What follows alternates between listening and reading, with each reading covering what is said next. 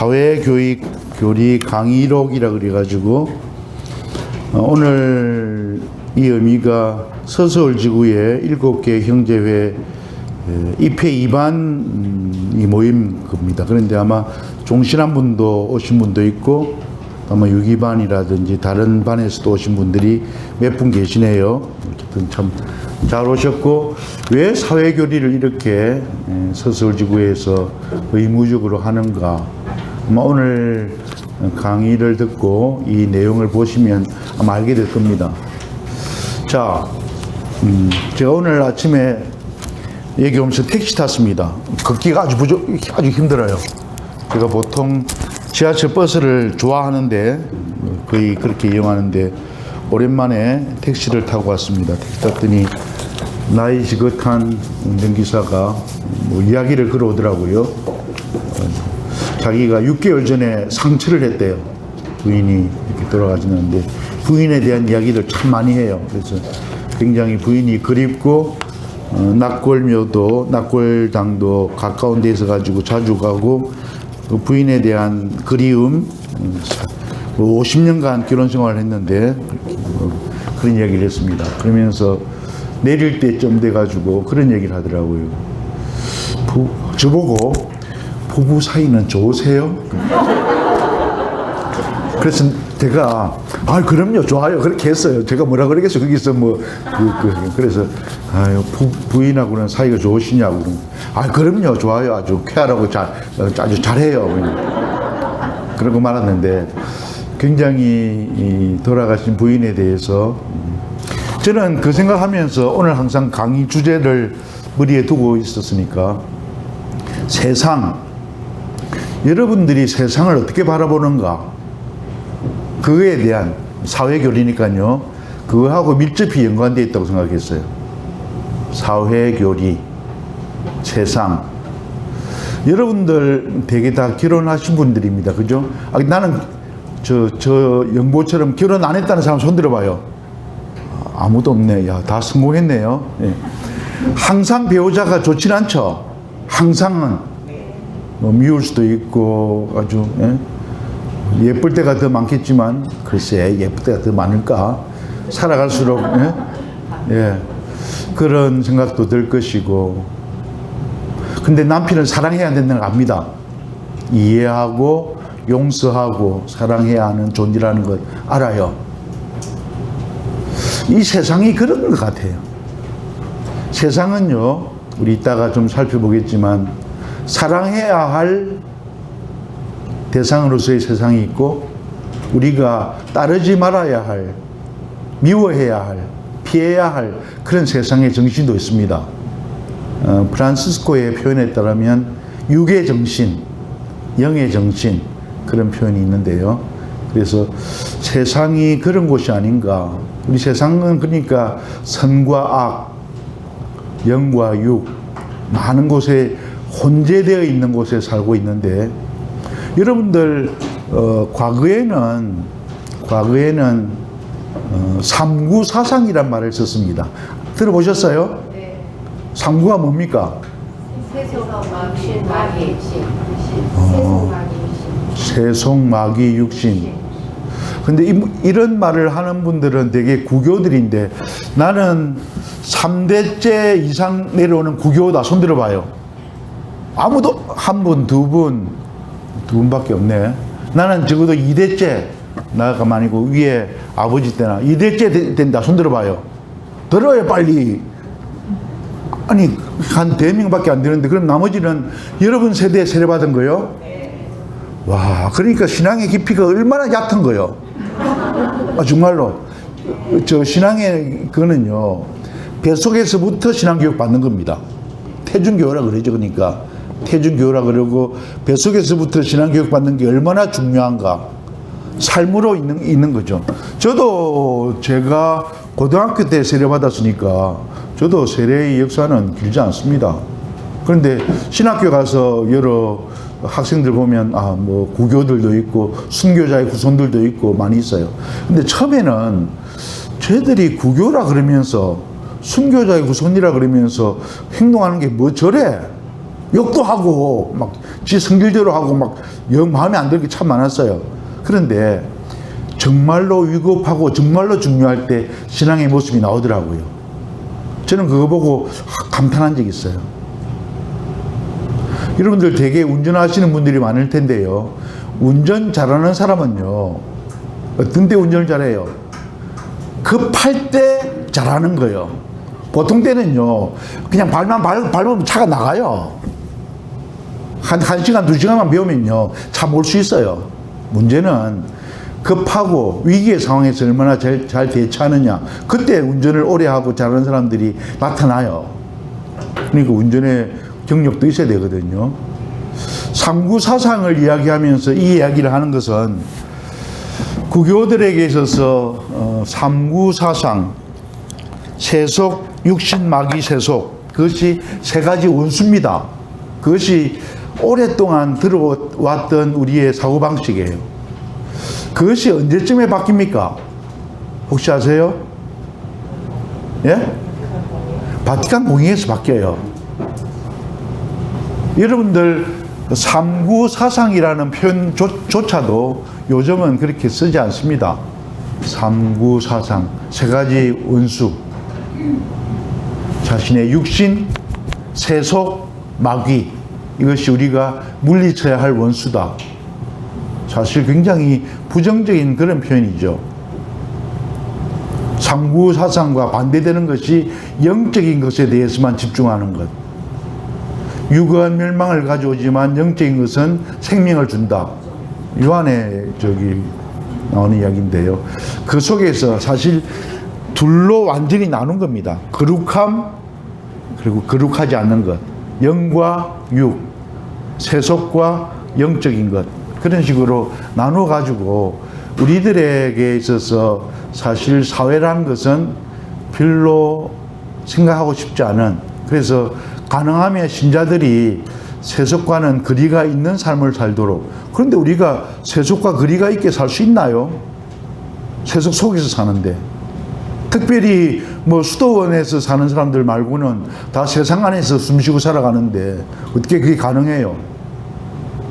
자, 그런 여러 가지 질문들, 의문들에 대해서 오늘 이 강의록에서 여러분들에게 좀 거기에 대해서 좀 답을 줄 수 있지 않을까 하는 생각으로 지금부터 강의록을 보면서 제가 설명드리려고 합니다.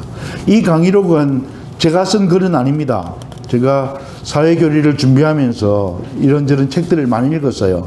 그러다 보니까 한 7년 전에 사회교리 세미나를 아주 거창하게 했는데 많은 강사들 모시고 아주 거창하게 하고 책이 나왔었는데 그 책 중에서 아주 몇 가지만 추려가지고 우리에게 필요한 것들만 전하려고 합니다. 그래서 꼬멘토알 프란스코의 서영섭 시무님하고 작은 형제회 김찬선 시무님하고 두 분의 글을 요약 정리해가지고 여러분들에게 알려드리려고 이 강의록을 만들었습니다. 그래서 그 두 분의 강의록 감사드리고요. 여러분들이 사회교리에 대해서 더 알아보고 싶다, 더 궁금하다, 더 자세한 내용들을, 그러면 우리 데레사 자매님한테 지구 양성에게 부탁하시면 제가 전해드리도록 하겠습니다. 첫 번째, 프란치스칸 사회교리. 이거는 뭐 읽어가면서 이야기 드리죠. 지금 교황님은요, 아르헨티나, 남미의 아르헨티나 예수회 출신입니다. 이름은 베르골리오 추기경이셨고요. 2013년 3월에 교황으로 선출된 뒤에 축하 인사를 받을 때 성직자 성성장관이며 브라질 출신의 프란스칸인 클라우디오 히메스 추기경이 이런 말을 했습니다. 새 교황님, 가난한 사람들을 잊지 마세요. 가난한 사람들을 잊지 마세요라고 그 추기경이 축하 인사와 함께 이야기했습니다. 이때는 교황 이름을 짓기 전입니다. 그때 이 새 교황님은 자신의 이름으로, 교황명으로 프란치스코를 떠올렸다는 것은 다 알고 있는 이야기입니다.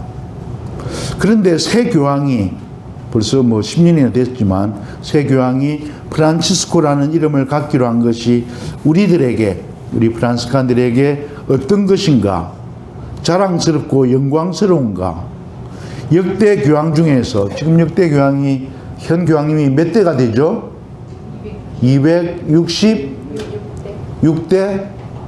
예, 그럴 겁니다. 266대. 베드로 사도를 1대로 했을 때 266대 프란치스코 교황님이신데요. 266명의 교황 중에서 우리 수도회 출신, 1회 출신이 4명이나 있습니다.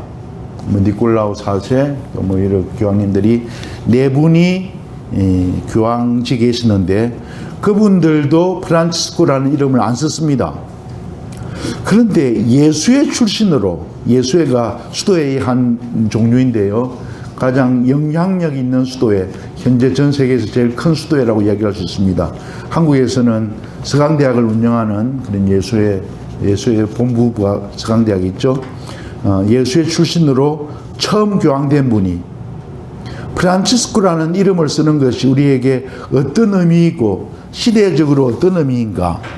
여러분들 교황님이 선출되면요, 제일 먼저 하는 것이 자신의 이름을 정하는 겁니다.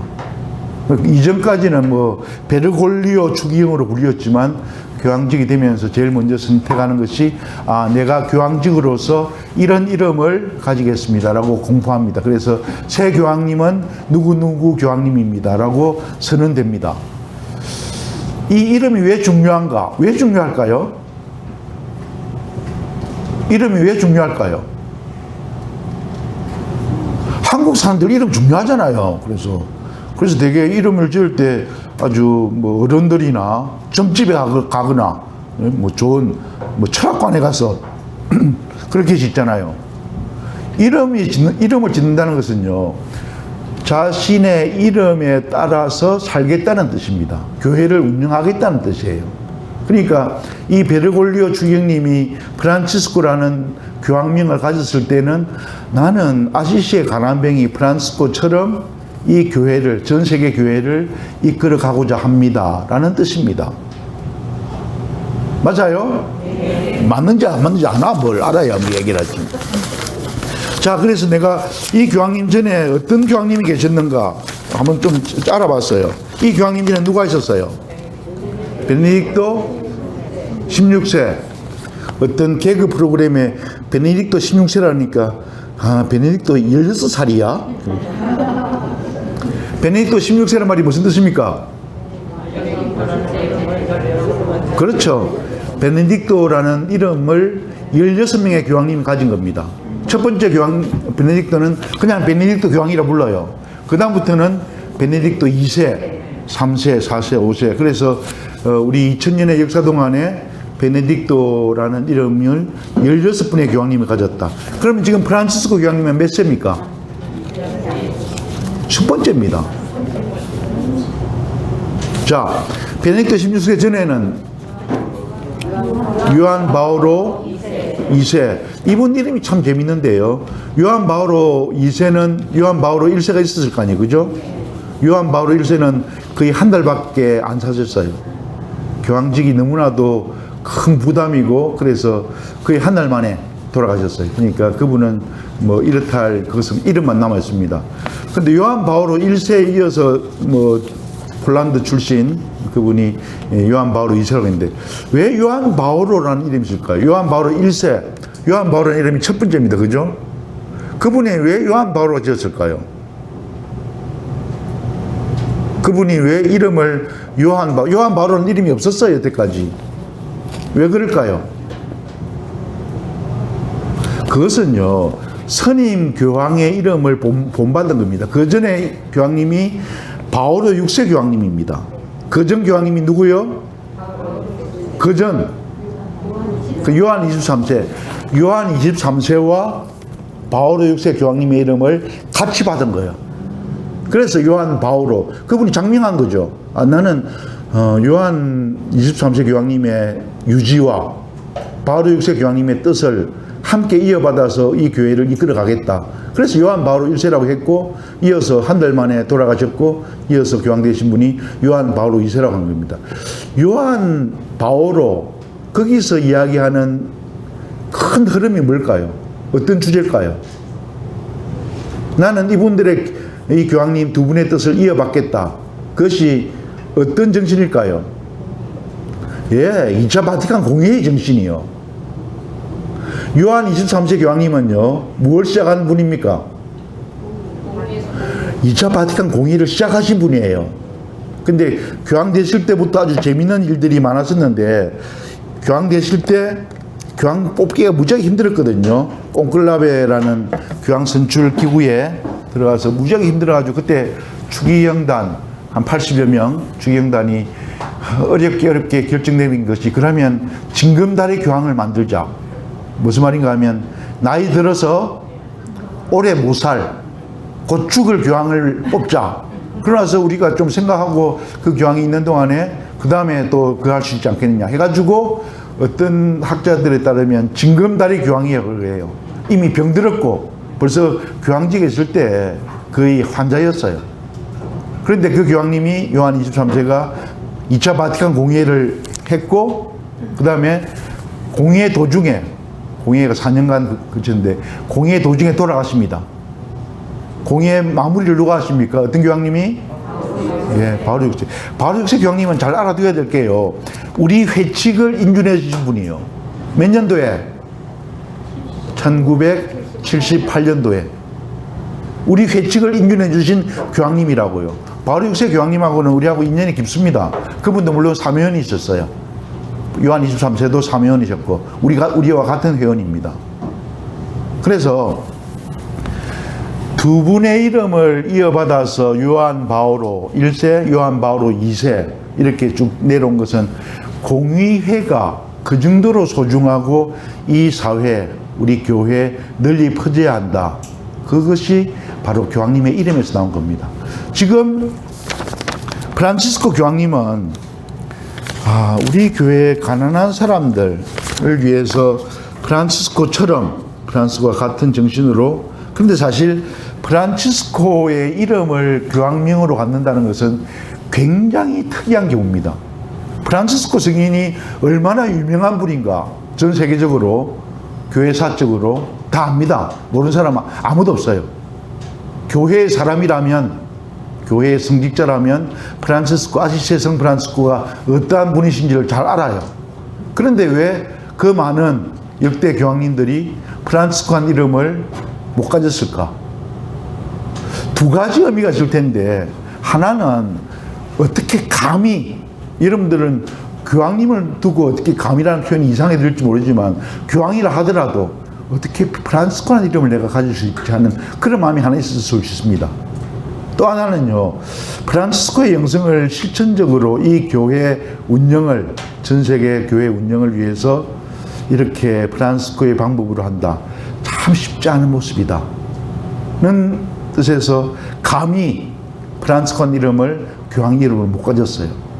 근데 지금 교황님이, 베르골리오 추경님이 감히 프란치스코한 이름을 가집니다. 저는 그분의 용기도 대단하고 그분의 뜻도 굉장하다고 생각해요. 근데 사실 지금 교황님이 하시는 여러 가지 일들, 그분이 내시는 여러 가지 문헌들, 그걸 보시면요, 대단하신 분이에요. 이 시대에 우리가 살아가야 할 것에 대해서 정말로 많이 제시하는, 대신 여러분들 교황님의 회칙들 읽어보신 게 있죠? 뭐 읽어보셨어요? 찬미 받으소서, 라우다토 시라는 찬미 받으소서. 그 말은 프란치스코를 기본으로 깔고 이야기합니다. 라우다토 시라는 말이 프란치스코의 기도문에서 나오는 말입니다. 어디 기도문? 개항의 장가에서 나오는 기도문이에요. 찬미 받으소서, 라우다토 시. 또 어떤 회칙이 있나요? 예? 모든 형제들, 뚜띠 프라텔리, 프라텔리 뚜띠. 예. 그런 모든 형제들 게 최근에 나왔고, 복음의 기쁨. 예? 그 굉장히 다양한, 그래서 아마 여러분들이 본당이나 어디서 이걸 보실 텐데 아주 소중한 책들입니다. 이 시대에 우리가 살아가야 되는 모든 그리스도인들에게. 그래서 복음의 기쁨이라는 책은요, 얼마나 크리스찬들에게 인기가 있고 소중했던지 모든 크리스찬들까지 프로테스탄트까지 함께 세미나 할 정도로, 그래서 개신교 교수들, 신학 교수들하고 우리하고 함께 세미나를 했어요. 신부들, 목사들, 신학 교수들이 함께 모여서 이 문을 함께 연구하고 함께 그할 정도였. 그 정도로 우리에게 아주 지침이 되는, 등불이 되는 그런 책이었어요. 그 정도로 지금 프란시스코 교황님이 아주 열심히 우리를 이끌고 있다.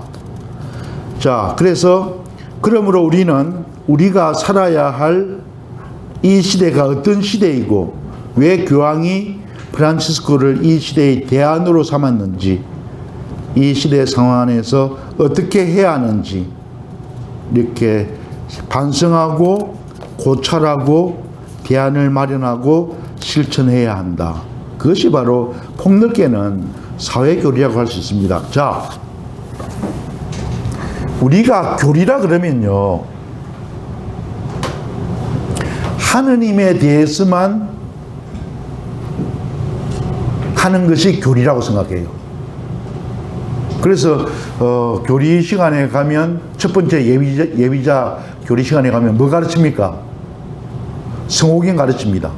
예? 성부와 성자와 성령의 이름으로 아멘.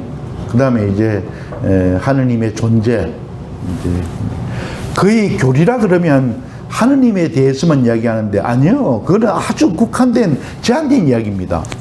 십계명에 하느님과 관계된 계명이 몇 가지 있습니까? 여러분들 또 교리 이야기하니까 또 교리도 모르지 이제. 몇 가지 있다고요? 세 가지 있어요. 1, 2, 3계명. 첫 번째 계명이 뭡니까? 하느님의 이름을 그건가? 하느님의 이름을 한 분이신 하느님을 흠숭하라. 하느님의 이름을 헛되이 부르지 마라. 세 번째 계명은 주일을 거룩히 지내라. 예? 안식일을 그렇게 지내라. 그것이 있고, 네 번째 계명은 뭡니까? 부모에게 효도하라. 다섯 번째, 살인하지 마라. 아, 여러분들 십계명부터 배워야 되겠다. 이 집어치고. 자, 그런 식으로 세 가지, 첫 번째 1, 2, 3계명이 하느님과 관계된 계명, 대신덕이라 그러나요? 하느님과 관계된 그런 계명들이고, 4계명부터는 모두 인간 사회에서 일입니다. 부모에게 효도하라부터 시작해가지고. 그래서 우리가 교리를 이야기할 때 하느님께 관해서만 있다. 아니요. 그건 아주 굉장히 제한된 그런 겁니다. 그래서 내가 신앙생활 할 때 나는 하느님께 대한 기도, 신앙생활 1, 2, 3계명에 대해서만 생각한다면요, 굉장히 폭이 좁은, 달리 이야기해서 잘못된 신앙생활이라고 얘기할 수 있어요.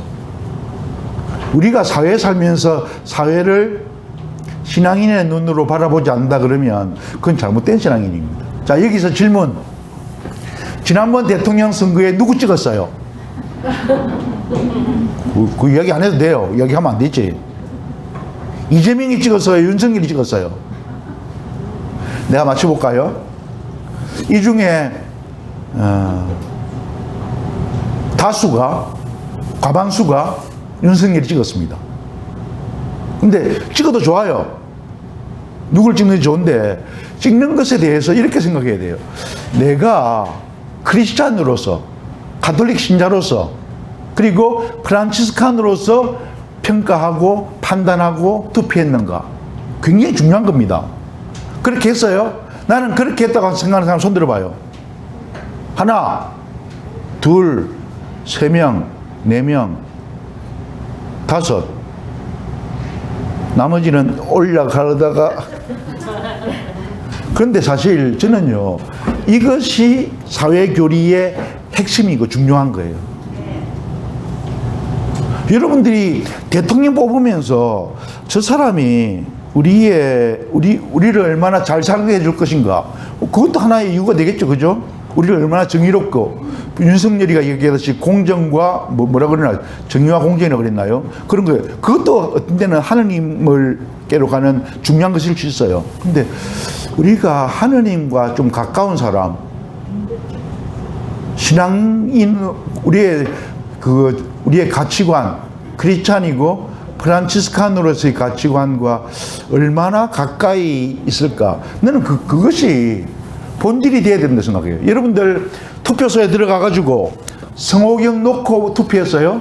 그런 사람 손 들어봐요. 한 명 있다. 아, 존경합니다. 나도 못했는데, 나도 들어가서 찍느더라고. 그래야 됩니다. 하느님의 이름으로 투표해야 되는 거예요. 그게 사회교리요. 우리가 하느님을 부를 때, 하느님은 성당에서만 부른다. 그거 아니라는 거 다 압니다. 그죠? 우리와 항상 함께 하시는 하느님이고, 우리가 언제나, 그것이 엠마누엘 하느님이잖아요. 우리가 언제나 함께 할 수 있는, 함께 하시는 그분을 부르지 않는다 그러면, 그럼 우리 하느님이 성당에서만 있는 하느님 아닙니다. 저는 그래서 이 신앙인, 프란치스칸이라는 것이 우리 형제회에 와서 프란치스칸만 찾는 건가요? 그거 아닙니다. 여러분들이 종신서원하고 유기서원하고 그럴 때 제가 이렇게 배지 주잖아요. 그죠? 그래서 저는 배지를 하나씩 받는데, 아이, 배지 하나만 사지 마라. 그 가서 한 10개는 사라. 옷마다 다 붙여라. 팬티까지도 붙여라. 늘 자기 자신이 프란치스칸님을 상기하고 그렇게 살라는 이야기입니다. 예? 배지 하나 붙여놓으면 그것에만 붙어 있잖아. 그거 할 때마다 해요. 배지 대신 또는 뭐 타올을 하고 그러지만, 우리가 얼마나 가톨릭 신자로서 프란치스칸으로서의 그것을 의식하고 사는가, 그 또한 그것이 얼마나 우리의 삶에 녹아 들어가 있는가, 그 얘기입니다. 저는 그래서 우리나라의 많은 프란치스칸들이 14,000명 정도 되거든요. 그 신자들이, 그 회원들이 사회교리, 이런 점에 대해서, 이 사회교리는 실천적인 겁니다. 그냥 우리가 이론적으로 얘기하는 게 아니고, 사회교리와 연관되는 것이 JPIC인데요. 그걸 한국말로 뭐라 그럽니까? 정평창보라고 이야기합니다. 정평창보에 대한 이야기가 많이 나올 겁니다. 자, 이어서 오늘날의 우리 시대가 어떤 시대인가, 그걸 한번 진단해 보려고 합니다. 그러니까 우리가 어떤 시대를 살고 있는가, 그 점입니다. 그렇다면 우리가 살아가야 할 이 시대는 어떤 시대이고, 교황님은 왜 프란치스코라는 성인을 이 시대의 대안으로 삼았을까? 이 시대를 압축적으로 설명하는 여러 표현이 있습니다. 예를 들어서 이 시대는 정보화의 시대다, 감성의 시대다, 개인주의의 시대다, 지구화의 시대다 등으로 이야기하는데, 교황 프란치스코는 이 시대를 복음의 기쁨이란 책에서 다음과 같이 정의 내립니다. 오늘날 세상의 가장 큰 위험은 온갖 극심한 소비주의와 더불어 개인주의의 불행입니다. 소비주의, 개인주의의 불행입니다. 이는 안이하고 탐욕스러운 마음과 피상적인 쾌락에 대한 집착과 고립된 정신에서 생겨납니다. 내적 생활이 자기 자신의 이해와 관심에만 갇혀 있을 때 더 이상 다른 이들을 위한 자리가 없어 가난한 이들이 들어오지 못합니다. 하느님의 목소리를 더 이상 들을 수 없고 그분 사랑의 고요한 기쁨을 느끼지 못하며 선행을 하고자 하는 열정도 식어버립니다. 이는 신앙인들에게 매우 위험한 현실입니다. 많은 이가 이러한 위험에 빠져 삶을 잃어버리고 불만과 분노에 가득 찬 사람으로 바뀌어 갑니다. 이렇게 이 시대를 진단합니다. 다시 한번 이거를 정리해 본다면, 복음의 기쁨은 오늘의 문제를 소비주의와 개인주의의 문제라고 교황님은 진단합니다. 그 원인은 탐욕적인 마음, 피상적인 쾌락에 대한 집착, 고립된 정신, 이것이 모두 크리스찬 사상하고는 반대되는 겁니다. 이러한 세 가지의 이유로, 그 결과로 내적 생활이 자기 자신의 이해와 관심에만 갇힙니다. 더 이상 사랑이 폭넓게 그렇게 나아가지 못합니다. 다른 일을 위한 자리가 없습니다. 하느님을 위한 자리도 없고 하느님 목소리도 들을 수 없습니다.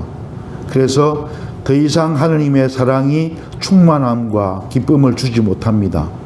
이런 것이 없으니까 선행의 열정도 식게 됩니다. 자기가 좋은 일을 하는 것도 별로 재미가 없다, 별로 의미가 없다라고 얘기하는 거죠. 하느님의 사랑 대신에 이웃에 대한 열정 대신에 불만과 분노가 쌓인다고 분석합니다. 저는 프란시스코 교황님의 분석이 상당히 의미 있고 중요하다고 봅니다. 자, 이 자리에 있는 우리가 여러분들 불만과 분노가 많습니까? 아니면 참 감사와 만족이 많습니까? 어떤 게 많습니까? 사람마다 다르겠죠. 내가 불만과 분노가 많다면요, 잘못 사는 거예요. 프란시스코 교황의 이 표현에 따르면 하느님에게로 향해 있고 하느님의 것으로 만족을 느낀다 그러면 우리가 어떤 처지에서도 다리가 접질렸건, 예? 아침에 나올 때 누구하고 싸웠건 괜찮아요. 예? 우리의 근본적으로 하느님께 대한 감사, 그리고 우리의 삶에 대해서 기쁨과 만족을 가진다 그러면 잘 사는 겁니다. 프란시스칸으로서 올바른 방향을 가고 있어요. 그렇지 않다 그러면 프란시스코 교황님의 이 말이 맞지 않나요? 어떻게 생각해요? 이 곰곰이 되새길 필요가 있습니다. 이것이 우리에게 있어서 근본이에요. 이 근본이 가능할 때 그 다음에 우리가 사회교리의 부분적인 것을 이야기할 수 있는 겁니다.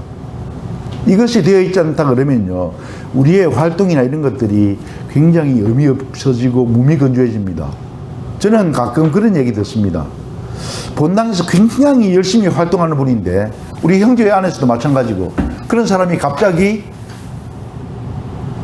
신앙을 잃어버리고 냉담자가 돼요. 그래서 사목회장 같은 사람이, 꾸리아 단장 같은 사람이 냉담했대. 가끔 제가 그런 얘기를 들어요. 제가 있던 전에 본당에서 교우들이 전해주기를, 시부님 옛날에 어떤 회장님 요즘 냉담하고 있어요. 그게 가능한 일이요? 그렇대. 저는 바로 이런 문제라고 생각해요. 그런 위험성은요, 우리에게 다 있어요. 어떤 때는 성직자들에게도 있어요. 불행하게도. 그걸 두고 영적인 무감각, 그러니까 어떤 데는 그냥 성직을 수행하는데 그냥 내가 해야 하는 일이니까, 그래서 거기에 대해서 아주 크게 실망한 젊은 보좌 신부가 교구 사제들 모임에 와가지고 선배들한테 이런 하소연했어요. 신부님, 나 스품 받은 지 몇 년 안 됐는데요, 내가 너무 공무원처럼, 교회의 공무원처럼 여겨집니다. 그런 말을 해요. 근데 신부가, 성직자가 교회의 공무원이라고 할 수 있어요? 예? 나는 할 수 있다고 생각해요. 그래서 제가 조금 좀 위험하구나. 왜 지가 교회의 일꾼, 교회의 사람, 교회 일 보는 사람, 예? 공무원이라는 게 꼭 월급 받고 일하고 억지로 하는 그런 사람들이 아니고, 헌신적으로 우리 월급도 받겠지만 자기가 이 나라 공적인 임무를 수행하는 사람들이잖아요. 그죠?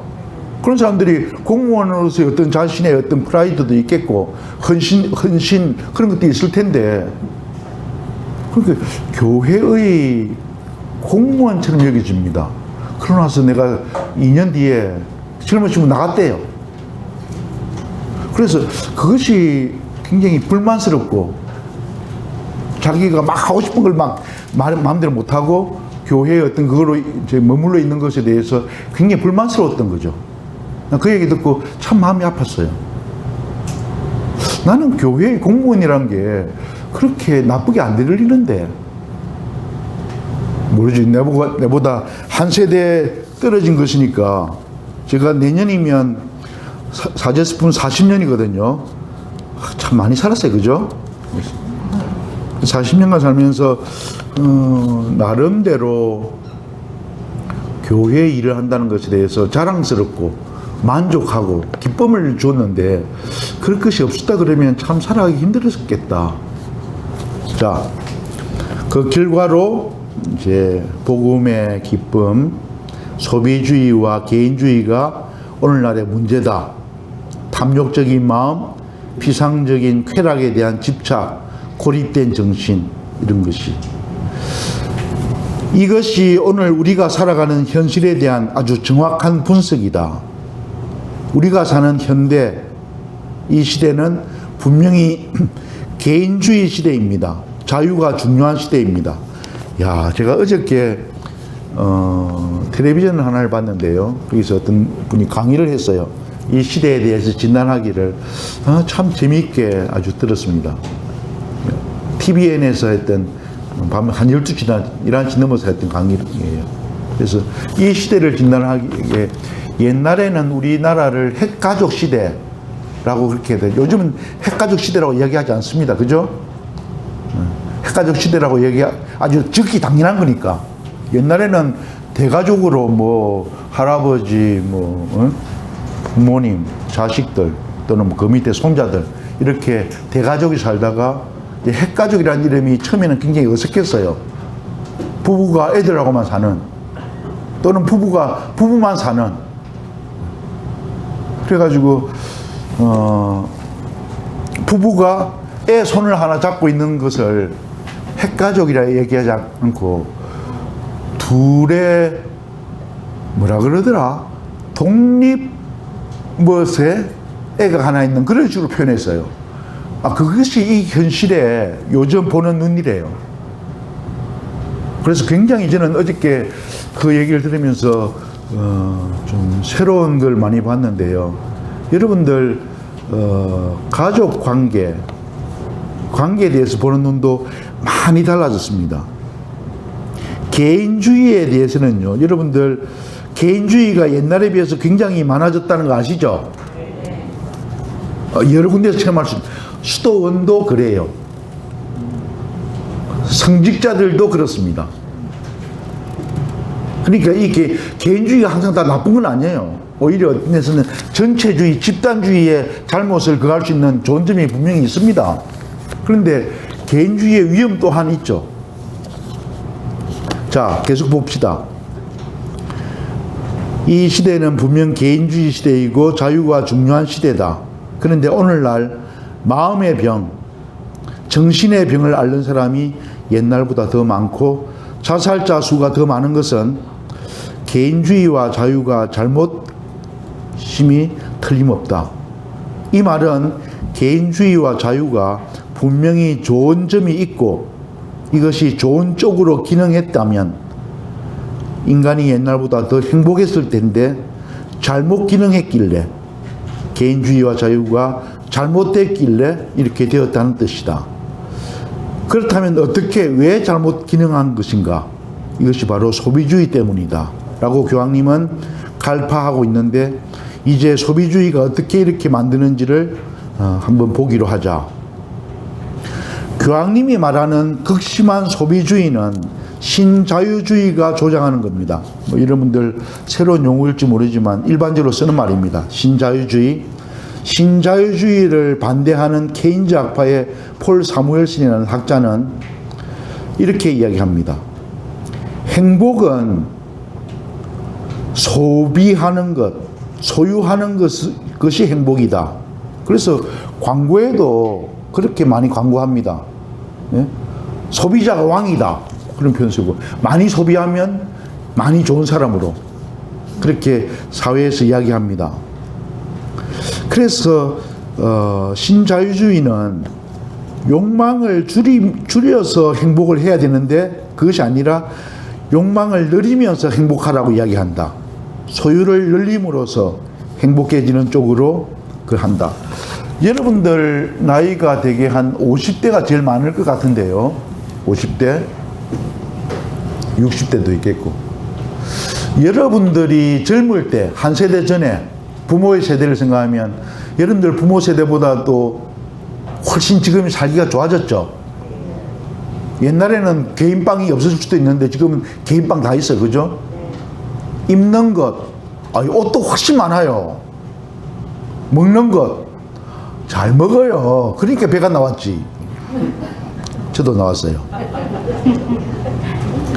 열심히 먹어놓고 또 살 뺀다고 또 열심히 가서 또 땀 빼요. 헬스클럽 가가지고. 돈 들여가지고 먹고 돈 들여가지고 살 빼고 약도 먹고 뭐 다 해요. 의식주, 여러분들 사는 가장 기본적인 의식주가요. 여러분들 부모 세대보다 훨씬 좋아졌습니다. 그는 사실이에요. 또 특별히 한국은 더 빨리 변화했어요. 전 세계 다른 어느 나라보다. 그런데 우리가 만족과 행복감은 그만큼 더 있나요? 아닐 거예요. 그거 비례하지 않아요. 어떤 면에서는 반비례해요. 상대적인 박탈감이라 그래가지고 저 사람은 한 달에 돈을 몇 천만 원 버는데 왜 나는 한 달에 500만 원밖에 못 벌지? 나는 그래서 빈민층이야. 거기에서 자신이 만족이 없습니다. 나는 중산층이 아니야. 그래서 나는 삶이 기쁘고 그렇게 하지 않아. 우리가 왜 그렇게 해야 되는지 좀 근본적인 문제가, 저는 이 결론적으로 할 얘기지만요. 여러분들이 기쁘게 살면 잘 사는 겁니다. 항상 불만 속에 기쁘지 않으면 잘 못 사는 거예요. 크리스찬으로서, 프란치스칸으로서, 사회교리, 이거는 가까이 접근하기도 힘들어요. 근데 제가 지금 올해 나이 한국 나이로 68이거든요. 여러분들보다 좀 많은 것 같다. 저보다 위에도 있겠지만. 68 되니까 몸이 아픈 데가 많아져요. 어저께 그랬네요. 다리가 쪄가 나가지고 자다가 쪄가 나도 무지냐 크게 나요. 막 무지냐 아파요. 이렇게 아파. 다리 찌나는 것만 아니고 여기 지금 아픈 데가 많아요. 사람이 아프면요 지만 챙겨요. 내가 아파 죽겠는데 지금 사회거리 강의를 뭐 때문에 해. 내가 좀 아파 죽겠는데 지금. 자기 몸이 건강해야. 근데 사부님의 위대함은 그게 있어요. 사부님은 그렇게 아파도 생애 말년에 뭘 졌어요? 태양의 창들을 졌어요. 나는 그거 보면 나는 죽었다가 깨어나도 못해요. 그 고통 속에서 눈도 안 보이고요. 온갖 장기가 그렇게 망가진 속에서도 하느님을 찬미하는 노래를 불렀어요.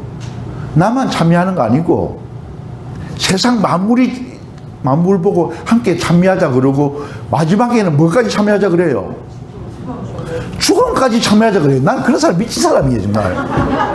정말로 이상한 이야기예요. 그렇게 얘기할 수 있는 것은요 죽음 자매예요. 죽음까지도 하느님을 참여하자 그래요. 그러니까 우리가 살아있는 풀, 날아다니는 여러 가지 곤충들, 해, 달, 별 괜찮아요. 그것까지는 바람 다 괜찮은데 죽음까지도 하느님을 참여하자 그래요. 저는 태양의 노래를 보면요 그분의 삶이 완전히 무르익어 가지고 우리에게 주어진 그런 것이지만 저는 그거 볼 때마다 아주 전율을 느낄 때가 많이 있습니다. 우리가 우리 프란스가 성가 2번으로 되어 있죠. 이거 태양의 성가. 이거 성가가 아니라는 거 알죠? 우리 이거를 아시시 포르진콜라나 이런 데 가서 아주 거창하게 노래 부르면요. 미사 드리며 성가 부르면 이태리 사람들이 뭐라 부르는지 알아요? 뭐라 생각할 것 같아요? 정말 영화 음악을 부르네. 이거 영화 음악이요. 어디에서 나온 영화 음악? 프랑코 제페렐리가 만든 브라더슨 시스터 문이라는 거기서 나오는 영화 음악이라고. 그걸 우리는 자랑스럽게 태양의 창가라는 이름으로 해가지고 성가로 부릅니다. 안 될 건 없지. 그건 알고 불러요. 이게 영화 음악이다. 그래서 이태리 사람들이 저 양반들 저 영화 음악을 성가처럼 부르네. 좀 듣기는 좋다마는 자, 이제 첫 번째 시간 좀 마무리해야 될 시간입니다. 자, 1페이지에 지금 이쪽 부분 마무리하려고 됩니다. 이것이 신자유주의가 개인에게 미치는 영향이라면 신자유주의는 또한 사회적으로 폭력성과 불평등성의 문제를 야기한다. 기업의 이윤 추구에 무제한적인 자유를 보장하자는 것이 신자유주의이다. 이런 신자유주의 체제 밑에서는 인간에 대한 자본의 착취, 억압, 폭력이 법과 제도로 보장된다. 그래서 양극화, 불평등, 비인간화의 사회 문제가 피할 수 없이 발생한다. 그래서 우리가 법률로서 무엇을 정하고 이렇게 하는데 이것을 보완할 수 있는 것이 무엇일까? 저는 그래서 우리 인간들의 반성과 자발적인 그런 겁니다. 우리 법으로 이거 특별히 저는 윤석열 정부가 조금 염려되는 것이 문재인 정부에 비해서 신자유주의 경향이 조금 더 강해요. 기업들을 좀 더 보장해주고 노동자들에 대해서는 조금 더 억압하는 그런 식의 모습들이 뭐 취임한 지 지금 뭐 한 달 이거밖에 안 됐지만 염려가 돼요. 걱정이 된다고요. 프란치스칸으로서 제가 크리스찬으로서 보는 견지입니다. 교황님이 염려하는 신자유주의 이런 경향들이 염려가 된다. 자, 그 다음 2페이지. 2페이지에 이어보면요. 주님의 영, 가난의 정신 이런 것이 언급이 좀 됩니다.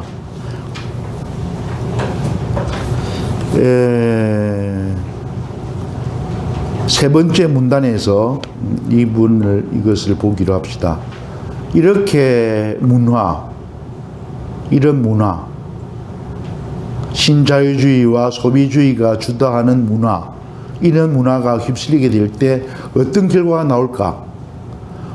피조물까지 포함해서 모든 것이 상품화됨으로써 매매와 소비의 대상이 되고 돈벌이의 수단이 된다.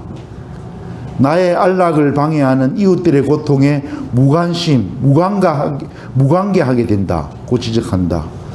편안함과 안락함에 안주하기 시작하면 우리의 정신은 서서히 썩어서 자기 욕망을 채우는 데 급급해서 이웃을 위해 무엇을 하고자 하는 열망이나 열정은 사라지게 된다. 그래서 문헌은 복음의 기쁨을 인용하여 얘기한다.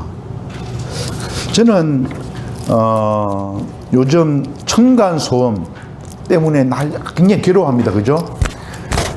위에 층에서 밑에 층에서 서로 굉장히 힘들어가서 싸우고 뭐 아주 입에 담을 수 없을 만큼의. 그러면 우리가 30년 전에 살던 아파트는 더 층간소음 문제가 없었는가? 예? 더 심했어요. 그런데도 그때는 그냥 그래도 참아가면서 서로 그냥 하면서 지냈어요. 지금은 자기 자신의 권리가 침해되는 것에 대해서 못 견뎌해. 네가 죽든지 내가 죽든지 하지. 층간소음 좀 귀 막고 뭐 어떻게 하면 되잖아. 못 살 거 뭐 있어요. 괴롭긴 괴로울 거예요. 저는 단독주택에 살아서 모르는데. 첫 시간을 마치겠습니다. 감사합니다.